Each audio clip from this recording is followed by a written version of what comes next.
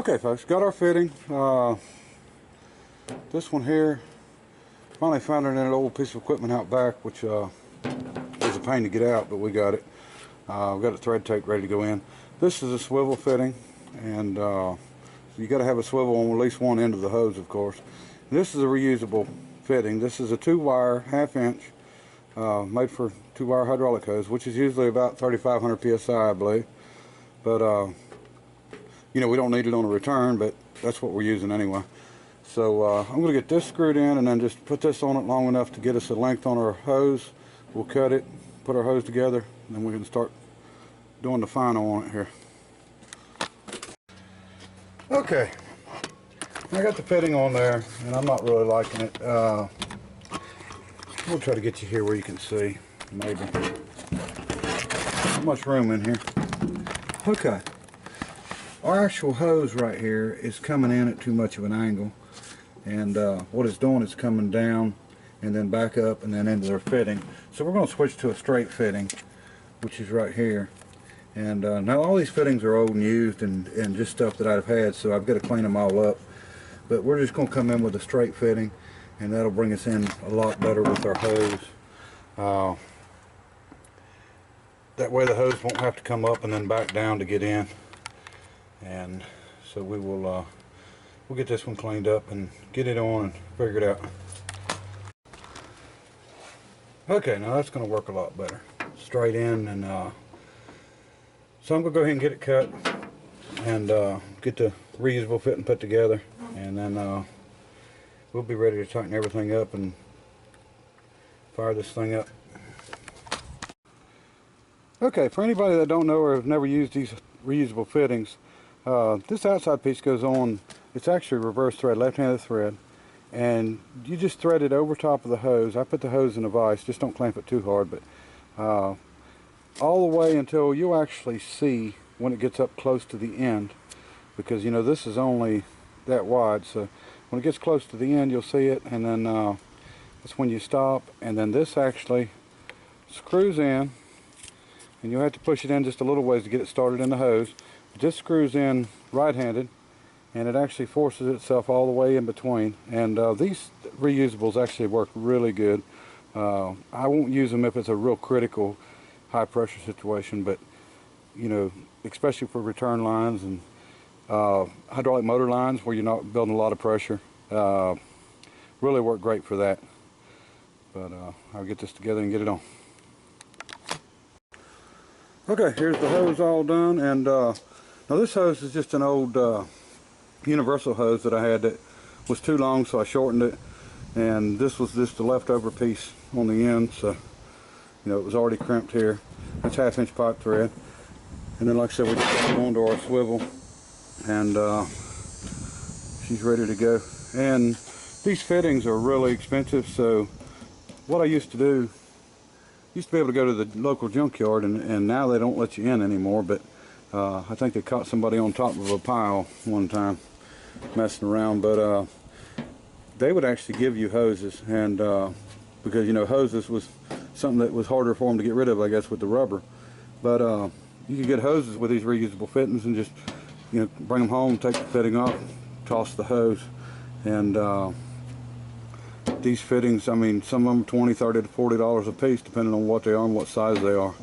And so, you know, it was well worth the time to get them. And I had stocked up on a bunch of them, and then I've got a few that are military surplus. And but you know, I always keep my pieces of hose too if it's good, and you never know what you're going to do with it. So I mean, this is, you know, a little bit of an overkill for a return on a turbo for sure. But one thing, we'll never have any trouble with it. And second thing, there's no money in it. I just used what parts I had, so I didn't have to buy anything. So two good reasons. Alright, let's get it on there. Okay folks, getting ready to start it up here. And I wanted to tell you a couple things about this thing first, about the engine itself.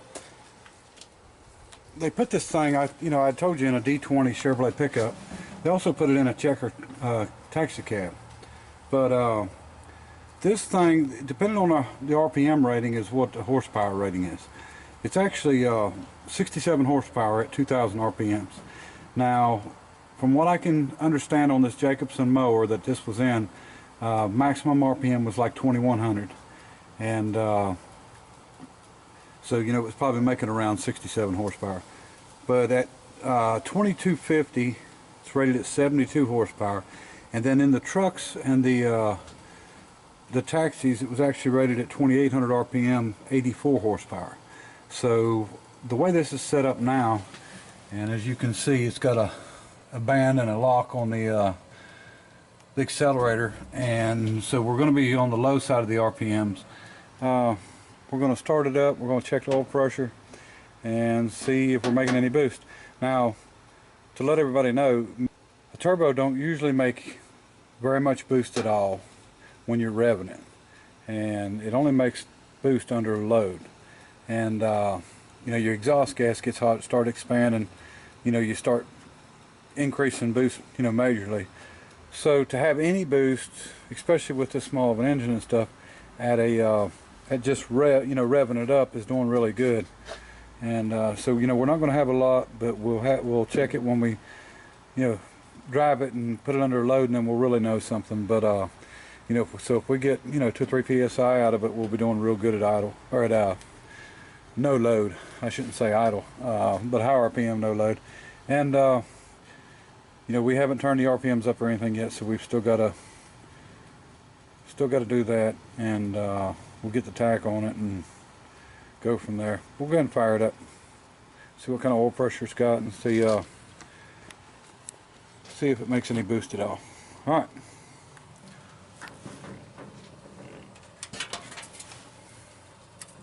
Still having to hot wire it, of course. I haven't wired it up yet.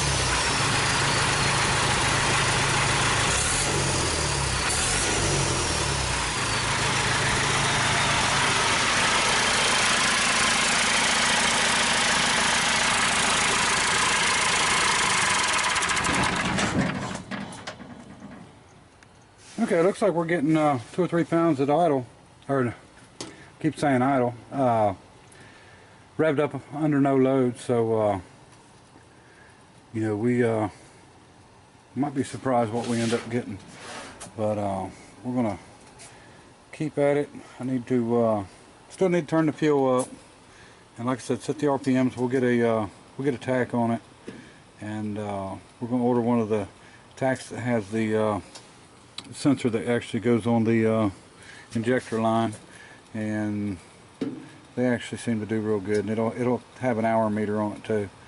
But we'll see how she turns out. But running good, no oil leaks, good oil pressure, no problem there. We've still got an overflow tank on it, just a lot of little stuff, but we're going to wrap up all this stuff and take it down the road and see what kind of boost we make. So, alright, appreciate everybody watching. Bye.